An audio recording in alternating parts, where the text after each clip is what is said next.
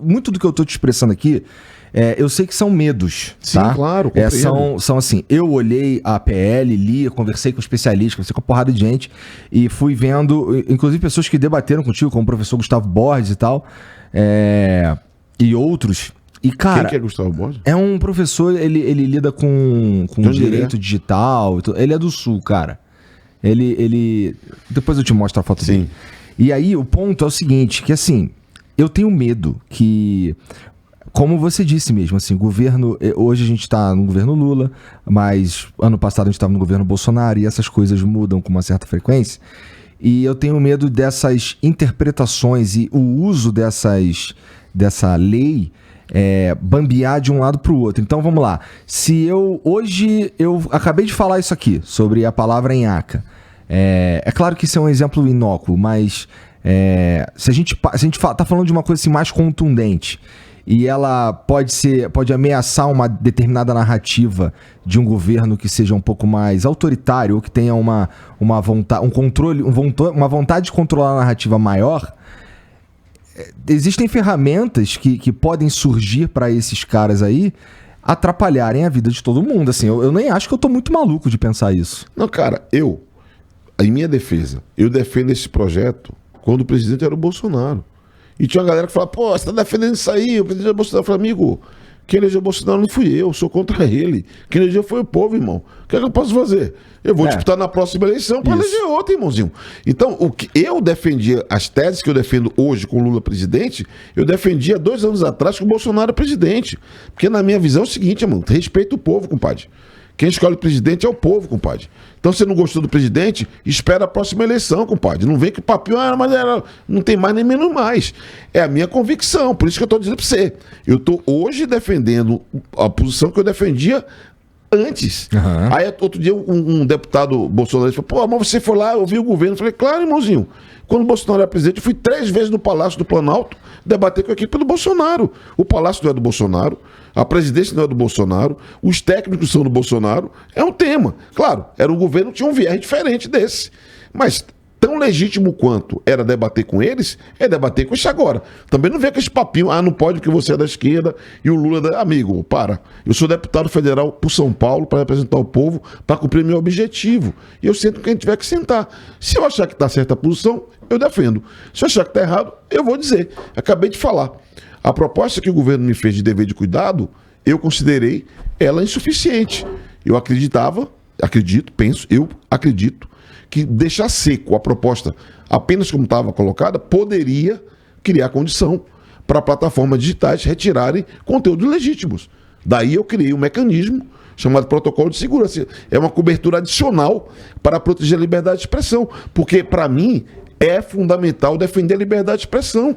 Eu não acredito quando eu vejo o deputado falar de censura, sendo que nós criamos uma regra para que o próprio usuário defenda a sua liberdade de expressão. Criamos um mecanismo de devido processo, porque hoje é assim, o Igor publicou.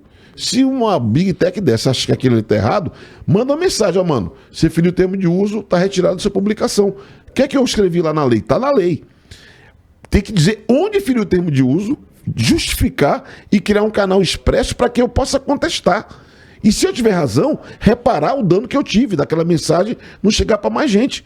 Isso é uma medida objetiva, concreta, efetiva para a defesa da liberdade de expressão. Então, para mim, importante é isso. Agora, quem vai ter empoderado é o usuário, mano. É o cidadão.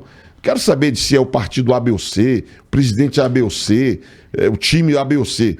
Eu quero empoderar o cidadão para que ele defenda a sua liberdade de expressão, tá ligado? Eu entendo de verdade. Tá no texto, velho. Mas esse texto... Tá no texto, velho. Tá escrito. Esse texto, tu sinceramente não acha que esse texto pode ser subvertido pelo poder da época para por exemplo, simplesmente julgar que tal texto, tal conteúdo pode ser enquadrado como ilegal? Assim, eu não consigo confiar o suficiente que a gente pode deixar essa possibilidade de alguém dizer o que é legal ou ilegal, porque você usou o termo conteúdos ilegais. E aí, de fato, tem assim, um rol de coisas que são ilegais e um rol de coisas que são legítimas, como o exemplo que eu dei, debater sobre a legalização da maconha, absolutamente legítimo, debater sobre a viabilidade de urnas com voto impresso, absolutamente legítimo, né? Mas...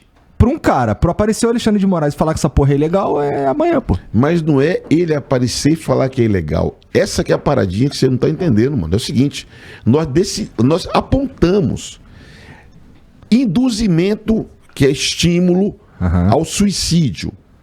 Tá no Código Penal.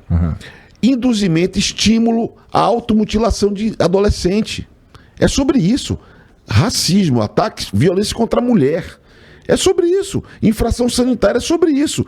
Aqui não tem um debate de opinião política, não tem papo de política aqui. É crime, é uma incitação ou algo que configure crime. Isso é nítido.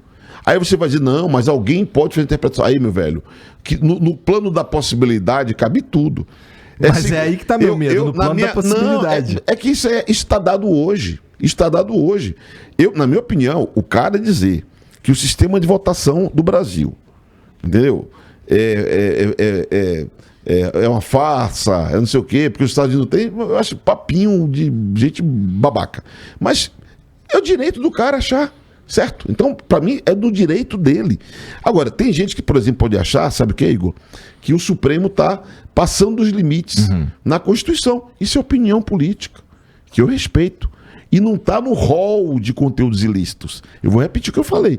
O cara dizer, o Supremo Tribunal Federal, o seu ativismo judicial é uma ameaça ao Brasil, etc. Isso é opinião política. Isso não está no rol, naquela listinha de conteúdo ilícito. Por isso que eu falo, dizer que especificar, tipificar o que está como ilícito é essencial para você fechar a possibilidade de qualquer tipo de manipulação, entendeu? Entendi.